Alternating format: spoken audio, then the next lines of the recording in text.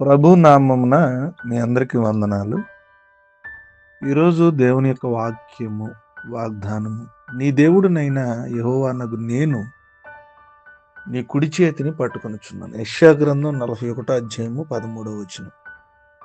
ప్రియమైన దేవుని బిడ్డలారా, ఈ వాక్యము మనకు దేవుని దగ్గర ఉండే ప్రేమను, రక్షణను, సహాయాన్ని హామీగా ఇస్తూ ఉంది.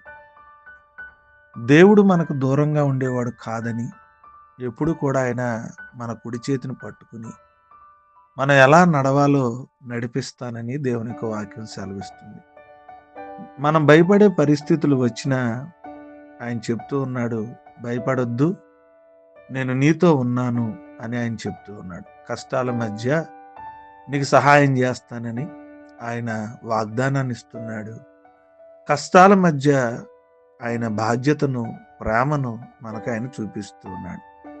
ఎలాంటి పరిస్థితుల్లోనైనా దేవుడు నీ చేయి విడిచిపెట్టను, ఖచ్చితంగా నీకు సహాయం చేస్తున్నానని ప్రభు మనతో చెప్తూ ఉన్నాడు. ప్రియమైన దేవుని బిడ్డలారా, ఉదయకాల సమయంలో ఎవరైనా నన్ను విడిచిపెట్టేశారేమో, నాకెవరూ సహాయం చేయరేమో అని మనం అనుకుంటున్నామేమో.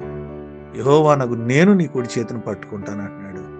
ఆయన మన పట్టుకున్నప్పుడు మనం పడిపోము, బలహీనపరచబడం, అవమానపరచబడం, వదిలివేయబడం. ప్రియమైన దేవుని బిడ్డలారా, మన పట్టుకున్నటువంటి దేవుని మీద ఆధారపడి దేవుని ఆశీర్వాదాలతో మనం ముందుకు వెళ్దాం.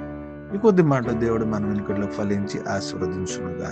ఆమె తల్ల వంచుకుందాం, కళ్ళు మూసుకుందాం, ప్రార్థన చేసుకుందాం. ప్రేమ నమ్మకం కలిగిన మా తండ్రి, మీ నామానికి వందనాలు ప్రభువా. ఈ ఉదయకాల సమయంలో మరొక తరుణాన్ని మీరు ఇచ్చారు, మరొక శ్రేష్టమైన దినాన్ని మాకు ఇచ్చారు. అందరిని బట్టి మీ స్తోత్రాలు. వేకునే లేచి మిమ్మల్ని ఆరాధించే ధన్యత మాకు అనుగ్రహించినందుకు మీ నామాన్ని స్తుతులు తెలియజేస్తున్నాను. వాక్యపు వెలుగులోంచి మాతో మీరు మాట్లాడినందుకు మీ స్తోత్రాలు తెలియజేస్తా ఉన్నాను. ఎవరైతే ప్రభా మాకెవరూ లేరు, మమ్మల్ని పట్టుకునేవారు లేరు, మమ్మల్ని నిలబెట్టేవారు లేరు అని అనుకుంటున్నారు, వారితో మీరు మాట్లాడారు. నేను మీ కుడి చేతిని పట్టుకున్నానని వాక్యం ద్వారా సెలవిచ్చారు. ప్రభా, ప్రతి ఒక్కరి కుడి చేతిని మీరు పట్టుకుని బలపరచమని అడుగుతున్నాను.